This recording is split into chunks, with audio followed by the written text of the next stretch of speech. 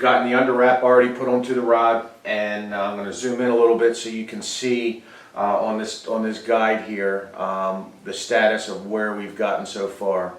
So you can see here we've gotten the trim tabs put on, we've gotten the first under wrap put on.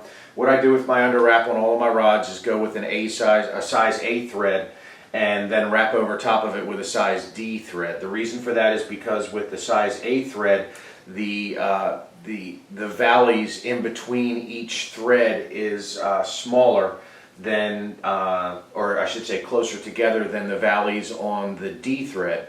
So what that will enable us to do is wrap smoothly over top with the size D thread. When it comes to wrapping the guides, I've got a couple options. I can either use size A thread or size D for the final over wraps. Most of the times I go with size D. On a moderate blank, a moderate bend blank like this Batson blanket we're building here, I will go with size D. If I'm doing a CalStar or a Seeker blank, more accurately the Seeker blank, if I go with a Seeker blank, I'm definitely using size A. I'll use three layers of thread and an under wrap, not just two. These rods right here will get 2 layers of under wrap and finish. The reason for that is because the fast action blanks, you need to have a lot of finish that gets all the way down to the blank and gets all the way through the thread wraps. So the more thread you put on there, the more finish you can get down inside and bind that guide, excuse me, to the blank. So it's a process that I go through because I don't want to get any of these rods back with guide feet popping on them. So I believe it's a little overkill, but to me it's worth it. Some good peace of mind to know that those guides are really adhered to the blank with a finish is very valuable. So we'll back out a little bit here, and we're going to talk a little bit about how I go about wrapping these rods. When you're wrapping these rods with these guides are very heavy. So what you can run into is an instance where when you're wrapping, the lathe will want to wobble, and it'll wobble because that center of balance is thrown off. On this rod right here, you can see that all it has on is the tip top. And let me back up a second. After I get all the under wraps put on, I put the tip tops on on the rod. I don't wait until the end. I do it off of here, and then I base my whole build. I line this up with the spine and then let them dry. And then from this point on, when I'm building the rod, I pay no attention to the mark I made on the rod. Everything's based off of the tip top, so that you make sure you get everything nice and straight. You don't want to put a guide on, have it off a couple degrees, and then have to sit there and bend it and get it back into place, because all you're doing there is bending the guide feet. So, but you can see here with this blank, it's got a nice center of balance, doesn't wobble a lot. I have the arms put down tight, so I can hit that and it'll roll fine. When you have the guides on the rod and you get to a certain speed, it'll want to wobble and it'll throw everything off of balance. The reason for that is because the center of balance is thrown off because the weight of the guide is off of the blank. So these guides are off the blank and it's throwing it off in one direction like a tire without a tire weight on it. So what I do when I build my offshore rods is I actually start at the tip and work my way back. Every other rod I start at the back and work my way forward. But I feel that the longer I can go without having to put a big heavy guide on the rod that's got a center of balance that's way off, the better. So I save this guide till last. And then even then there are measures that I can take with counterbalances and things of that sort to make sure it's balanced and make it easier to wrap. So I'm going to get set up here and we're going to get going and get some of these guides wrapped on. The first thing I want to talk to you about is guide foot preparation. We've talked about the grinding. Now I need to talk about when we're getting ready to put them onto the rod.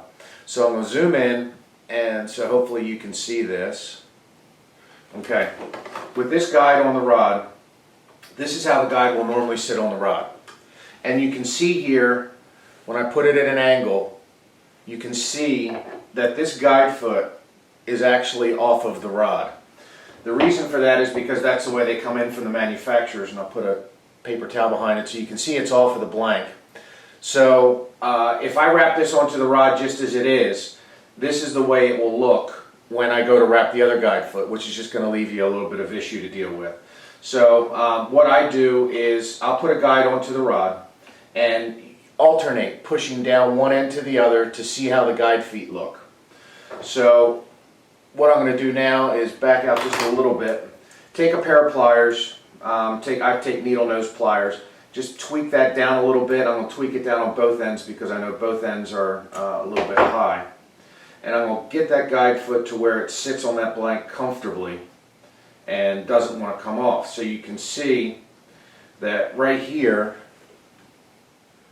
everything is sitting nicely on the blank. So when I know when my final wrap is done on this first guide foot down here, the other end is going to be sitting snug against the blank. So that's what I want. So what I do is get the blank lined up, then I take some masking tape, put the guide foot where I want it to be on the rod and in place. And before I go all the way around with that, I just make sure that everything is nice and lined up. Put some masking tape on this one end only to hold it. And now that blank is firmly in place.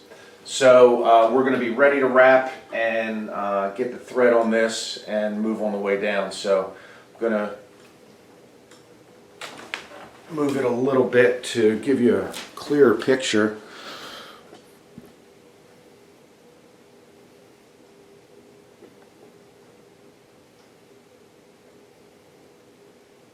Okay, now we're ready to wrap. So you can see here I've got the guide foot ground. What I actually do after I grind my guide feet is I take gun bluing material or a chemical and I actually blue that on there. I feel that it gives it a little bit of protection after I've exposed all that metal. I don't want any corrosion or anything else coming up in there and eating away at the guide feet. So with your thread tension, you can see here that I'm pulling this thread out with just 2 fingers. Let me back out a little bit.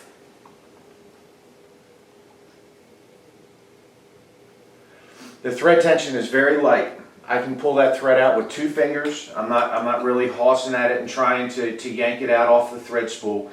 I want that thread to go on there and lay nicely and evenly, but still give me the ability if I need to go back later and move a guide foot, I can do that. So what I do is keep the thread very loose and put it on. Your thread offers little to no holding power for holding that guide onto the rod. The finish is what holds the guide onto the rod and cements it down. So don't feel obligated to have to wrap it down real tight, because on your lighter rods you will be able to crush the blank with the thread. So that's never a good thing. So keep your thread tension light. I'm going to put 2 layers of thread on these wraps, and then we're going to work our way down the rod and get all these guides put on, and then we'll move on to the finish.